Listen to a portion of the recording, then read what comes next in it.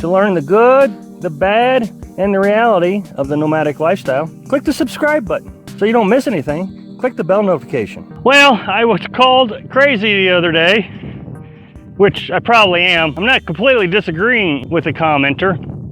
Commenter thinks I'm crazy for being in the desert area. I don't know. The other day I made a video where I talked about the heat, and I talked about what I was going to do to deal with the heat. And so far, everything we have done is helping us quite a bit. So I'll put a link to that video right here.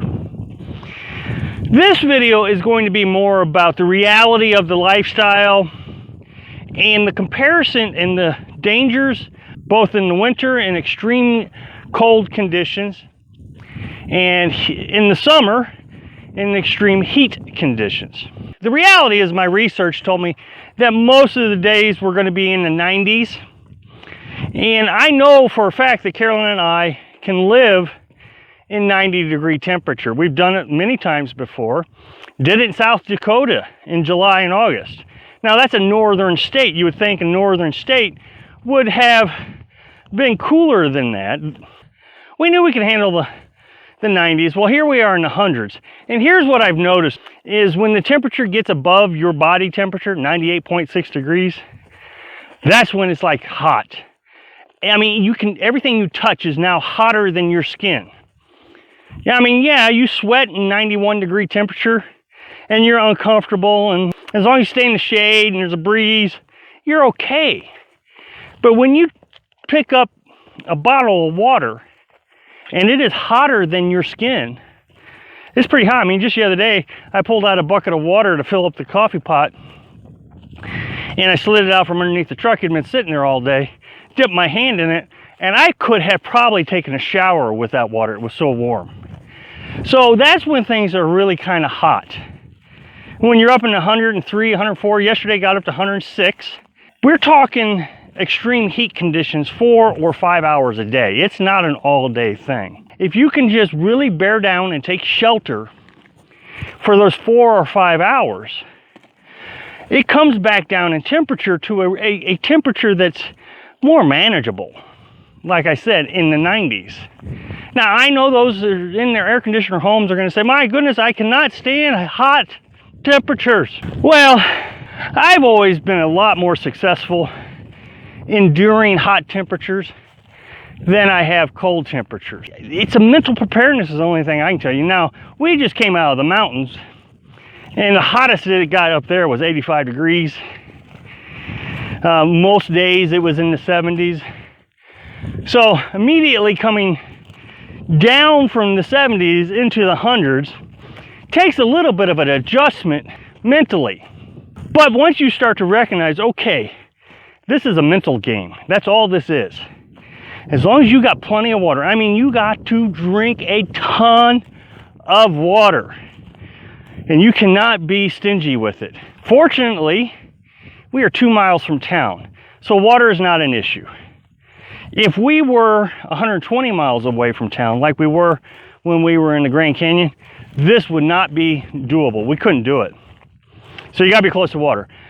Yesterday, Carolyn made a mistake, and she refused to move the stove off the tailgate underneath the shade. She figured she'd just go over there, work off the tailgate for a few minutes, and then come back to the shade.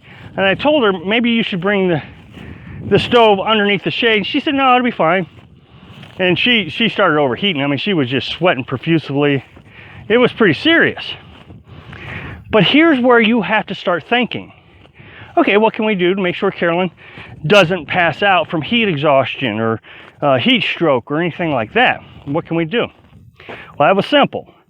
I immediately got her a bottle of water. I started the pickup truck, and I turned on the air conditioner in the pickup truck, and she sat in the cab of the truck and cooled off. And it only took 15 minutes, and she said, oh, I'm fine now, go ahead and shut off the truck.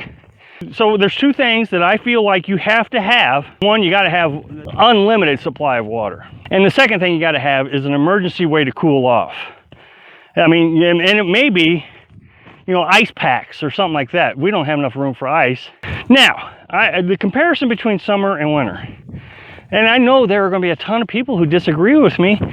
The truth is, I've been out here for 2 years, and winter is more dangerous to a nomad than summertime is. That is just the reality of the lifestyle. I mean, like I said, I can always start the truck, turn on the air conditioner, and we can cool off. We can drive away. We have options. But in winter, things get a lot more serious, a lot quicker. You know, hypothermia. First of all, we're talking in the summertime here that we have extreme heat conditions for 4 or 5 hours. But in winter, extreme cold conditions can last for days, where you just can't manage it. Think about this. If you get wet in 50-degree weather, you can be in hypothermia within a few minutes. Now you're relying on all kinds of things to protect you. More clothes. Well, in a camper, you can't carry a lot of clothes. I have a real flimsy coat. Anything bigger is just too much. You know, more blankets. Again, in a camper my size, in a van, you can't carry that much. You got to have a heater. You know, we use a propane heater, which now means you got to have a carbon monoxide detector. Now, for the most dangerous part of wintertime is getting trapped in the national forest and not being able to leave. Last year, I decided to leave the conservation area and go to my mother's house because we were going to get dumped on 21 inches of snow.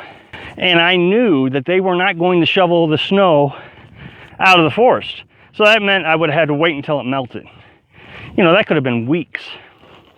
So I'm out, and let's just assume that I stayed on the forest. I would have ran out of propane, so my main heat source would have been gone. I would have ran out of water, so that would have meant that I would have had to melt snow, and I would have had to do that on a campfire. I would have ran out of food. I would have probably gotten hypothermia. So you go into survival mode, and I've said many times, I'm not a survivalist, I'm a nomad. And so wintertime, in my mind, is just far more dangerous than it is summertime. Thanks for watching. Click like if you like the video, and happy travels.